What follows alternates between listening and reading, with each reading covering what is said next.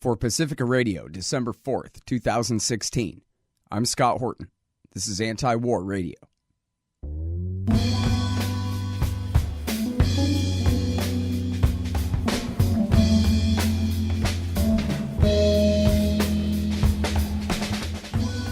All right, y'all, welcome to the show. It is Anti-War Radio. I'm your host, Scott Horton, here every Sunday morning from 8:30 to 9 on KPFK 90.7 FM in L.A.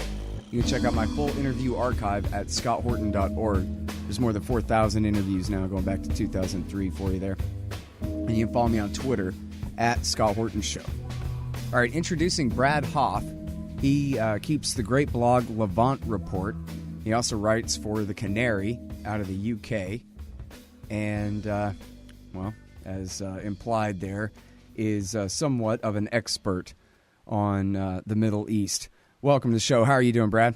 Thanks for having me on, Scott. Yeah, somewhat is the key emphasis. All right. Well, that's fair enough. You certainly have some valuable things to say if you ask me, and I just did ask me, and so that's my answer. Very happy to have you here.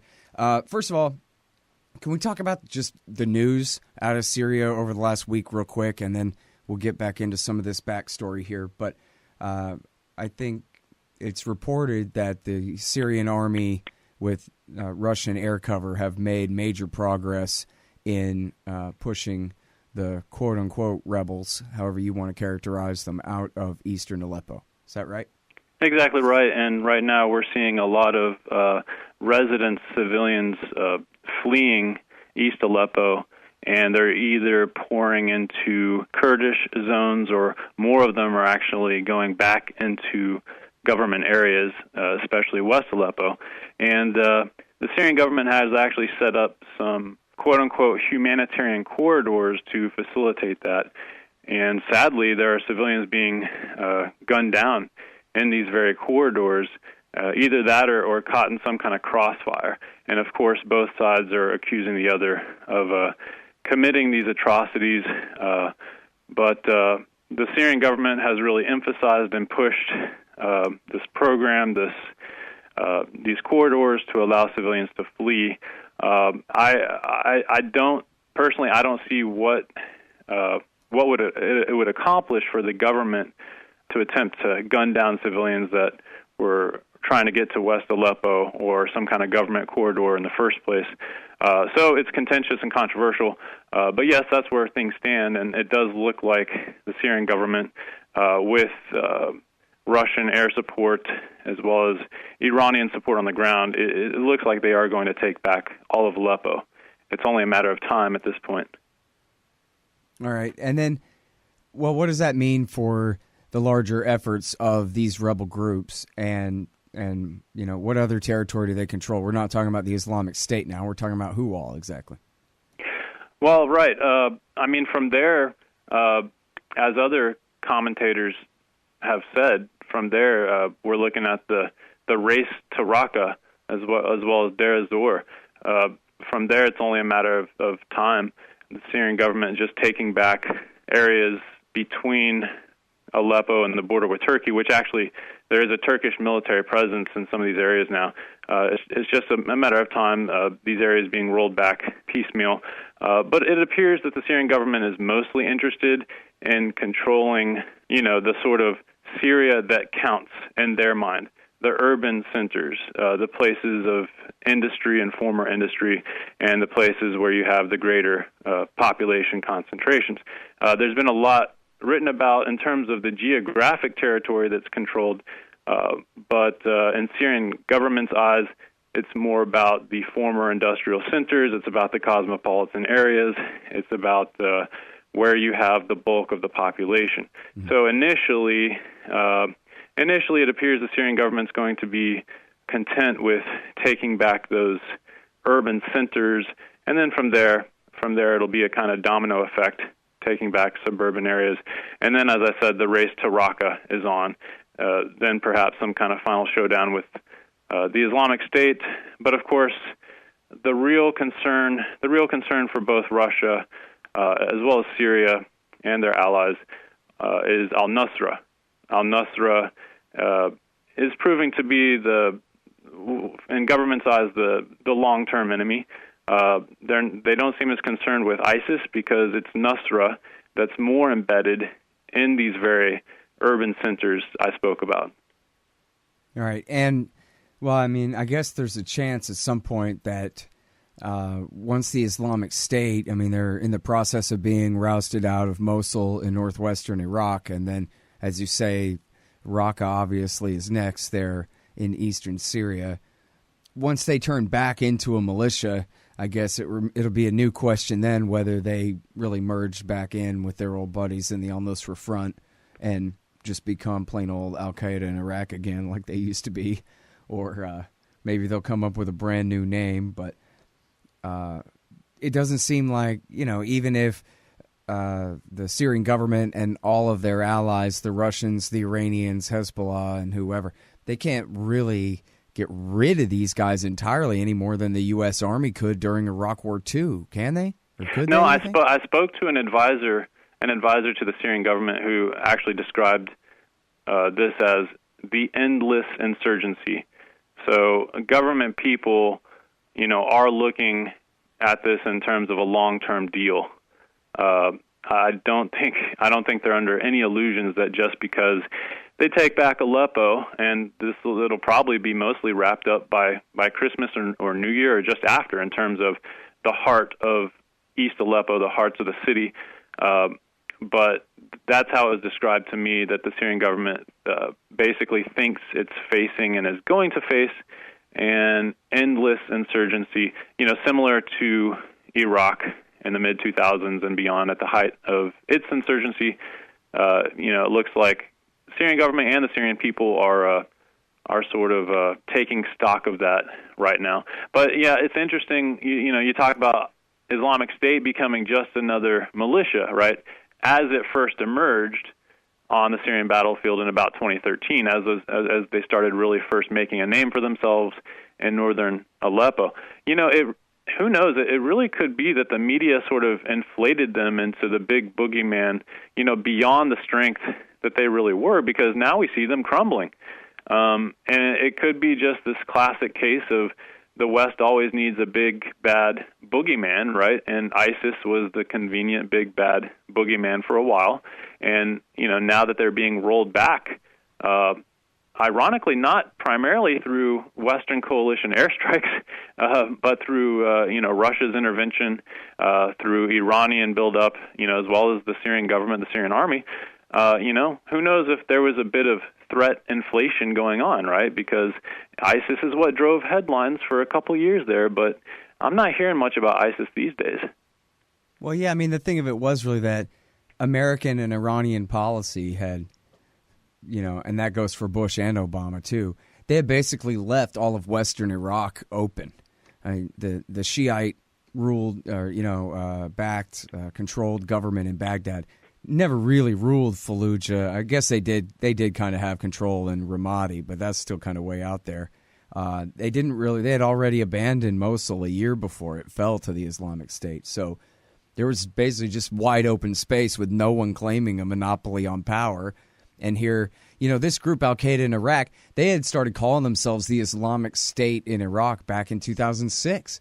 And this was always what they wanted to do. In fact, you can find an article I wrote in the spring of 2013 when the Islamic State first broke off from the al-Nusra Front, when they weren't really a state yet at all. They were still just a group. But I was saying, look, they're calling themselves a state again, and now all of Western Iraq is just wide open for the taking. So we could actually see that big fake Islamo-fascist caliphate that never existed except in George Bush and Osama bin Laden's imagination come true. And then a year later it did. Yeah, exactly right. It's interesting. I just interviewed a family living in Houston that fled Mosul in 2013. And, of course, they were very critical of, the decision to invade their country in the first place back in 2003. But their big complaint, in terms of life in the mid-2000s, and especially, as you say, 2006 and a couple years after, their big complaint as a family living in Mosul, and actually the head of this family is actually an important religious leader. I can't mention his name on the line here, but essentially they were very upset because they essentially thought the U.S. occupation abandoned Mosul in particular to just lawlessness.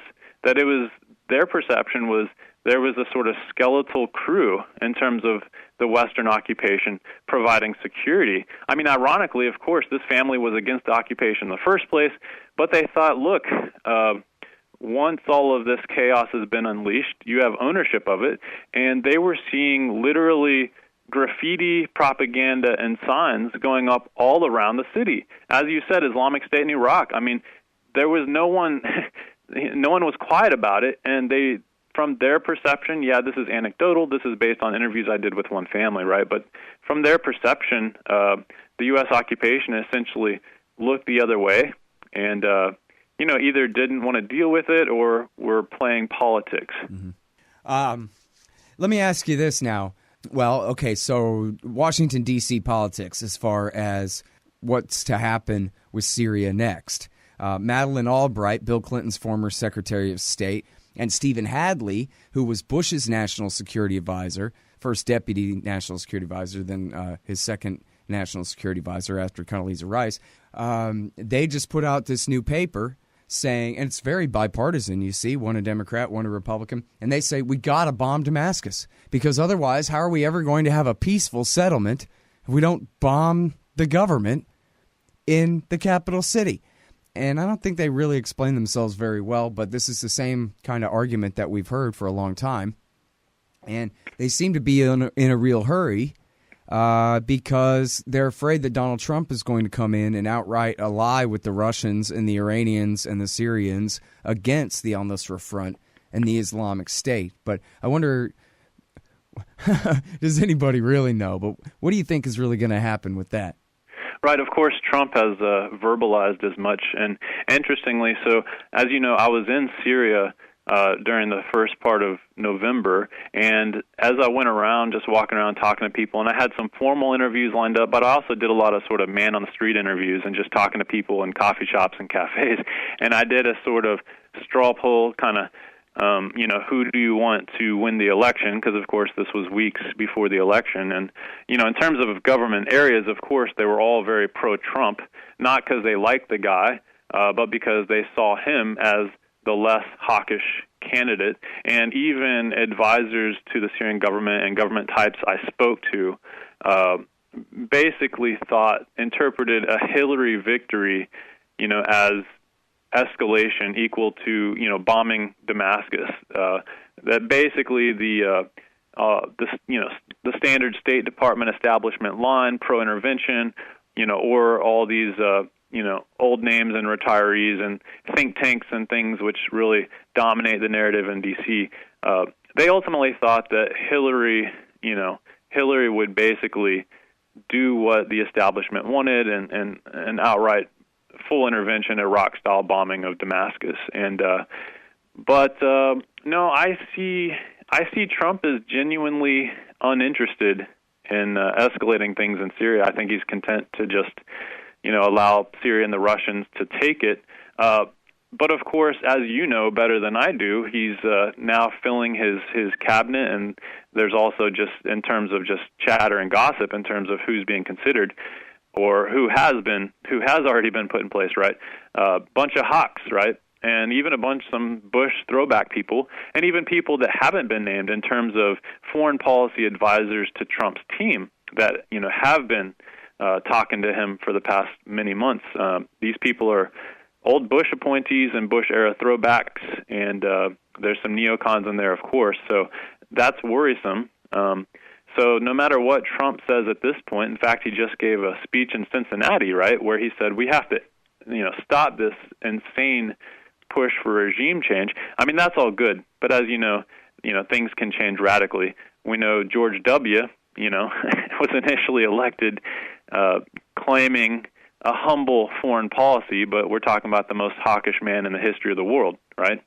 So, no, I think ultimately the Syrian government is pretty confident, as well as Russia, that it's going to take back, at least that part of Syria, as I said, that counts. The important industrial and population centers, as well as the roads that link them. And I think there's probably even been a kind of quiet nod from the Obama administration, and certainly there will be a big nod from President-elect Trump. And, of course, there was even a phone call, supposedly, I believe 2 days after Trump was elected, between Trump and Putin. And, of course, Russian media tried to play that up a lot, as if decisions were made based on that phone call. No, decisions were not made based on that phone call. Basically, Russia and the Syrian government, they're trying to take back as much of Aleppo as possible while Obama is a lame duck president. So it was going to happen either way. Either there was a race to get it back before Hillary was in office to make any kind of, Hillary-sponsored intervention harder, or there was basically a race to establish military dominance on the ground. I mean, before anyone gets in office, before anyone can be convinced, by the Albright types that you just mentioned, to do something, some kind of bombing of Damascus and so on. Yeah. And I guess, that report had already been written up, and presumably they anticipated, like the rest of the establishment, that Hillary would be coordinated.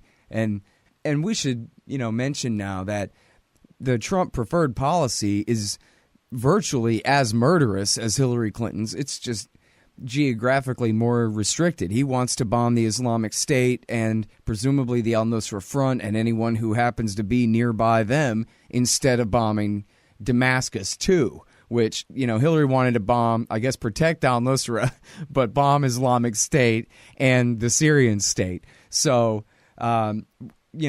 Trump's policies presumably to be just as violent, only instead of being absolutely insane and ultimately treasonous, fighting on the side of al-Nusra as Obama has done and as Hillary clearly meant to do, it'll be simply murderous, but not insanely so.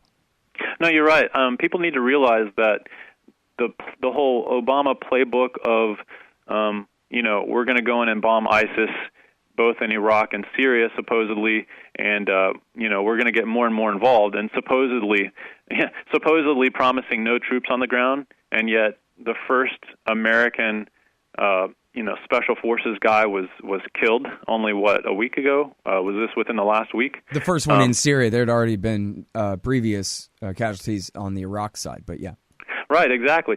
But look, this playbook was set in place after August, September of 2013, when the administration's push to just do an outright bombing and occupation, if people remember, after the big August 2013 East Ghouta chemical weapons incident, there was a big push for war. Well, that was shot down. I mean, literally when we were all going to the streets to try to prevent yet another endless war in the Middle East. Well, that was shot down. So what was Plan B? Plan B was to basically, get further and further involved over the skies of northern Syria and eastern Syria, as well as now on the ground, get further and further involved, ostensibly, under the name of fighting ISIS. We got to fight ISIS. And of course, that's when, ISIS was in the headlines nonstop for a couple of years.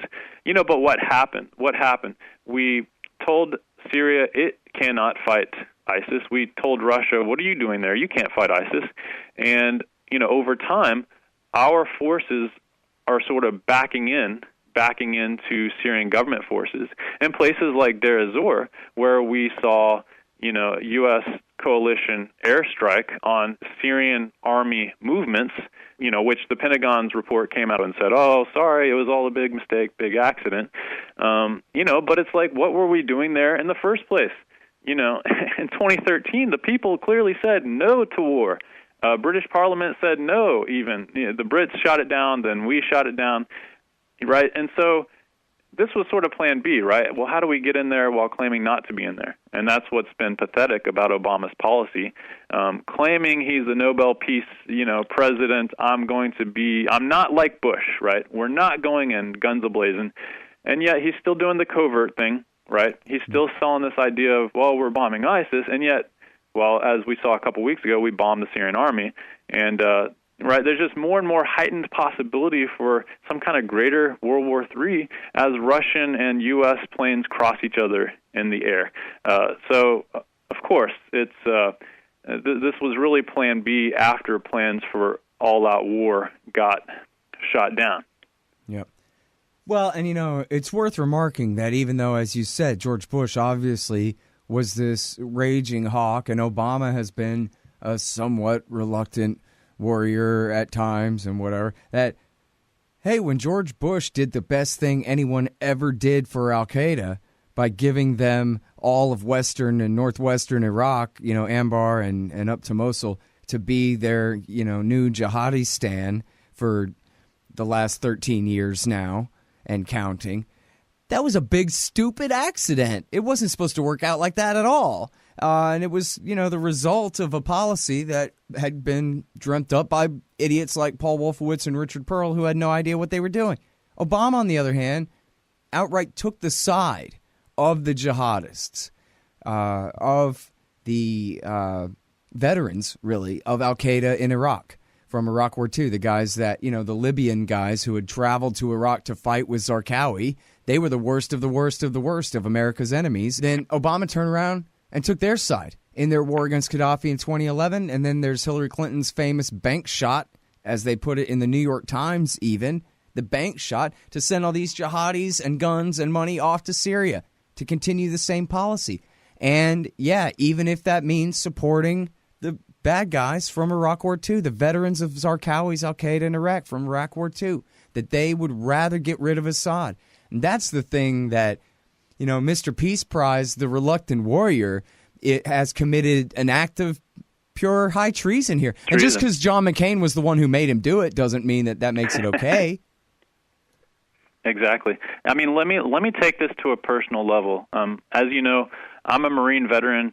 I served during the Iraq War. I was at a headquarters unit in Quantico, right? But I was a gung-ho post 9/11 warrior. I actually helped recruit some guys. A close friend of mine, I'm going to go ahead and name him. His name is Ben Lee. Right out of high school, went into the infantry. Within a short 2.5 years, did 3 tours. 3 tours. 2 of those tours were in Iraq. He was killed by an IED in Anbar, and kid was 20 years old, my friend Ben Lee. And it absolutely enrages me. It absolutely enrages, I can tell you, all the veterans I know and all the veterans I interact with are absolutely enraged at this nonsense, that the whole post 9/11 narrative, we're going to go fight al-Qaeda, we're going to, global war on terror. And now, in northern Syria, right, the military, through its train and equip program, as well as guided by the CIA, is being asked to arm the veterans of the Iraq War who were killing my friends, my young 20-year-old friend who lost his life, who's buried at Arlington Cemetery right now. We are now arming these veteran guys that were previously killing us in Anbar and in Iraq, and it's just nonsense. It's absolutely insane. So when you say treason, absolutely, it's true. And you know what? I have a bunch of veteran friends who say the same thing, and that's something that's not been reported. No one talks about that. These huge swaths of the military and veteran community that are enraged at what we're doing in Syria, that are enraged, in terms of the sham global war on terror, because sadly, to an extent, we were used as pawns. Of course, when you're in, right, you're in that foxhole, and it's all about your brother. It's all about the brotherhood. It's all about completing the mission. But when you step back and see the bigger picture, it's absolute insanity, and this whole thing has to stop. Because right now, as you and I speak, the CIA covert program is still on in terms of arming the jihadists, in terms of keeping the flames alit. Mm-hmm. But if people... I'm sorry, go ahead. Go ahead. No, please. Well, yeah, I want to ask you about that because there's this brand new Washington Post story out, a couple of them actually, that say Obama's now decided the mission in Syria is a counterterrorism mission. And now he's going to go ahead and order the Joint Special Operations Command to target the leaders of al-Nusra. And they're trying to separate and say, well, rank and file al-Nusra actually don't mean no harm. But their leaders, these guys are OG friends of Osama. And so we got to kill them. Now, again, this is, This is being recorded on Saturday, December the 3rd of 2016. Now al-Nusra sworn loyal to Ayman al-Zawahiri, the butcher in New York City. Now they're the bad guys. But what was missing from that Washington Post story, I think both of them, was any mention of, well, but what about the CIA? and their long-standing program now to arm and equip, if not the al-Nusra Front, the al-Nusra's best friends, their arms procurement branch, the mythical moderates of the Free Syrian Army. So if Obama's ordered JSOC to target these guys, does that mean that the CIA has been called off of their mission to continue supporting them or not? I mean, that's a great question. Part of the advantage of doing things through the CIA is that no one will ever find out. No one will ever be held accountable. No one will ever, be disciplined or so much as lose their jobs. But yeah, it's very much a program that's still alive, and it's always been a much, much, much bigger program than the DoD Pentagon program. The DoD Pentagon program was sort of window dressing in a sense, sort of here's the program you show the public, and it didn't do much, and it was a big joke. And even the generals overseeing it, when they gave congressional testimony, were like, yeah, it's kind of a big joke. Let's send 50 guys into northern Syria, and then they hand their weapons straight over to Nusra, or they get killed or kidnapped or defect or whatever. It was sort of a joke, but it was the sort of public face of the covert program. The face of it that no one knows about except, through people doing diligent work in terms of obtaining declassified documents, following groups like Conflict Armament Research, right, which tracks weapons. It's a UK organization. This is documented if you go looking for it, but the public is not going to be exposed to it, right? The CIA program is very much alive and well, and as we saw with some recent news out of Jordan, it looks like the CIA is now actually directing the Special Forces guys. So yeah, when the CIA is involved, they are in the driver's seat. The CIA is in the driver's seat, right? And the genius, from a kind of White House administration perspective, the genius of doing that is that the CIA are the guys that report literally directly to the man, right? Directly to the president. And so they can do what they want. And so, it's still alive and well right now. But that's a great question. And if there were any CNN reporters or Fox or Washington Post reporters worth their salt, they would be asking this question right now or come Monday morning. Yeah.